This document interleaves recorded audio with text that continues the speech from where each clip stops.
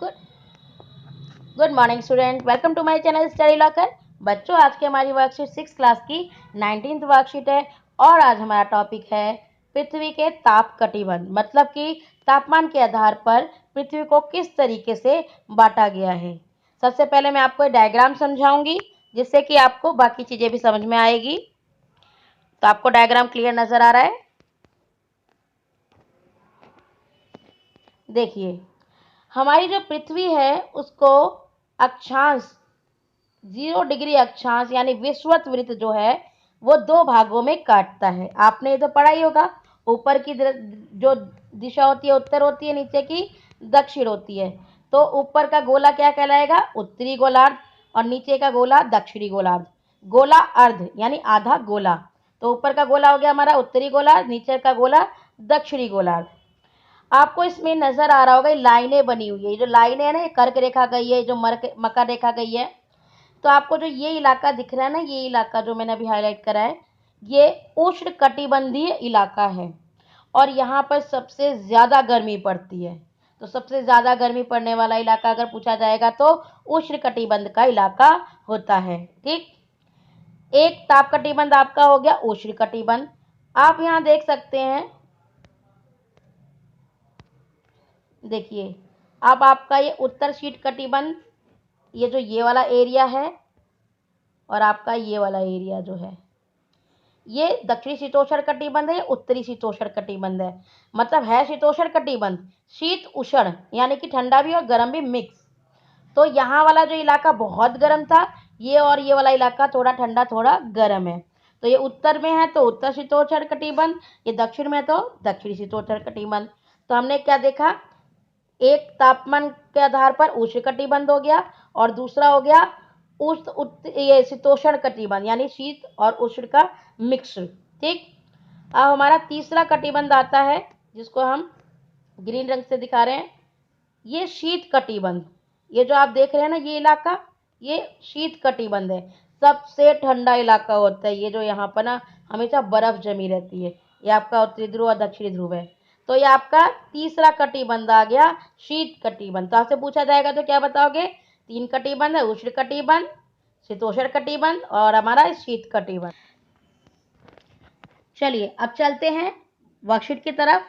विषुवत वृत्त यानी 0 डिग्री, यानी आपका ये वाला 0 डिग्री जो हमें इक्वेटर भी कहते हैं, इसको भूमध्य रेखा भी कहते हैं, और ये अक्षांश 0 डिग्री होता है जो कि पूरे पृथ्वी को दो भागों में बांटता है। उत्तरी ध्रुव, हमारा उत्तर ध्रुव ये रहा, और दक्षिण ध्रुव एकदम इसी का अपोजिट में यहाँ पे नीचे आता है दक्षिणी ध्रुव। आप देख सकते हैं ये रहा हमारा दक्षिणी ध्रुव। ठीक, उत्तरी ध्रुव और दक्षिणी ध्रुव के अतिरिक्त 4 महत्वपूर्ण अक्षांश समांतर रेखाएं और भी हैं। कौन कौन सी है देखिए, उत्तर ध्रुव वृत्त, दक्षिण ध्रुव वृत्त, ठीक, मकर रेखा, विषुवत रेखा, कर्क रेखा। कितने हो गए? 1 2 3 4 एंड 5। ठीक है, तो हम क्या देख रहे हैं, उत्तर ध्रुव और दक्षिण ध्रुव के अलावा हमारे पास 4 समानांतर रेखाएं और भी हैं, जिसमें देखिए पहला उत्तरी गोलार्ध में कर्क रेखा। कर्क रेखा ये रही, आपको पता है हमारे भारत से होकर गुजरती है कर्क रेखा। ये 23.5 डिग्री उत्तर में है और ये 23.5 डिग्री दक्षिण में है।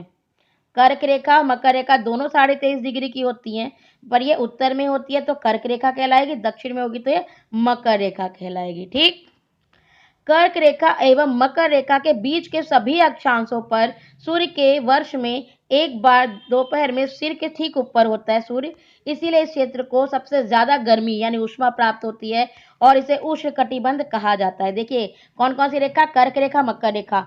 ये हमारी कर्क रेखा है, ये हमारी मकर रेखा है। अब इसने क्या बोला है कि इनके बीच के सभी अक्षांश यानी ये पूरा का पूरा एरिया, यहाँ पर सबसे ज्यादा जो है सूर्य वर्ष में सबसे ज्यादा यहाँ पे गर्मी होती है और इसीलिए इसे उष्ण कटिबंध कहते हैं। ठीक, विषुवत वृत्त के 66.5 डिग्री उत्तर में आप देख सकते हैं, ये रहा 66.5, और यहाँ पे दक्षिण में, उत्तर में है उत्तर ध्रुव वृत्त और अगर वो दक्षिण में तो दक्षिणी ध्रुव वृत्त।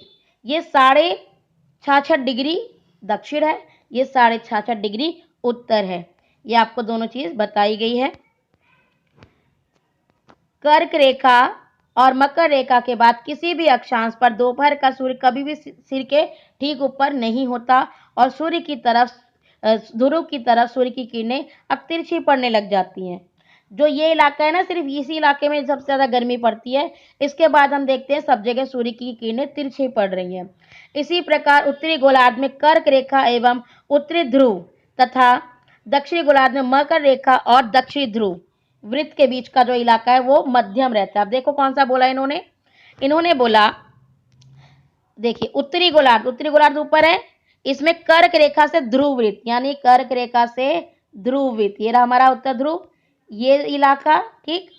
फिर दक्षिणी गोलार्ध में मकर रेखा, दक्षिणी गोलार्ध हमारा ये वाला है, मकर रेखा से लेकर के दक्षिणी ध्रुव के वृत्त का बीच का जो इलाका है, ये इलाका ये मध्यम गर्म रहता है, बहुत ज्यादा ठंडी नहीं है, बहुत ज्यादा गर्मी नहीं है, इसीलिए इसको शीतोष्ण कटिबंध कहते हैं। शीत और उष्ण, ठंडा गर्म दोनों तरीके का इलाका है। तो बीच वाला जो ये इलाका था ना, ये तो बहुत ज्यादा गर्मी वाला इलाका था, और ये वाला थोड़ा सा गर्मी भी है, थोड़ा ठंडी भी है, ठीक। फिर हम देखते हैं शीत कटिबंध। तो शीत कटिबंध वाला जो इलाका होता है ना, ये आप देख सकते हो, ये दक्षिणी ध्रुव वृत्त से लेकर के दक्षिणी ध्रुव, उत्तरी ध्रुव वृत्त से लेकर के उत्तरी ध्रुव, जो ये इलाका होता है ना, यहाँ बर्फ वाला इलाका होता है, बहुत ठंडी होती है भाई, आप यहाँ जाके रह ही नहीं सकते। तो सबसे ठंडा इलाका ये होता है। तो अगर आपसे पूछा जाए कि सबसे ठंडा इलाका, तो आप ये वाला बताएंगे, मतलब क्या, दक्षिणी शीत कटिबंध और उत्तरी शीत कटिबंध। फिर आपसे पूछा जाए मध्यम वाला, तो दक्षिणी शीतोष्ण कटिबंध या उत्तरी शीतोष्ण कटिबंध, यहाँ पे मध्यम टेम्परेचर होता है। सबसे ज्यादा गर्मी तो आपका ये उष्ण कटिबंध, ठीक है ना। तापमान के आधार पर किस तरीके से बांटा गया आप देख सकते हो। अब आपका क्वेश्चन आता है कि पृथ्वी के 3 ताप कटिबंध कौन से हैं। तो आप नाम दे सकते हैं उष्ण कटिबंध, शीतोष्ण कटिबंध और उष्ण शीतोष्ण कटिबंध। तो बच्चों आप आज देख पाए कि किस तरीके से तापमान के आधार पर पृथ्वी के क्षेत्र को बांटा गया है। तापमान कहाँ पे ज्यादा है, कहाँ पे गर्म है, कहाँ पे बहुत ठंडा है। तो इसको अपनी कॉपी में जरूर बनाएं, इससे आपको बहुत ही क्लियरली समझ में आ जाएगा, याद करने में आसानी होगी। और बच्चों अगर आपको वीडियो पसंद आई है तो लाइक करें और मेरे चैनल को सब्सक्राइब करें। Thank you.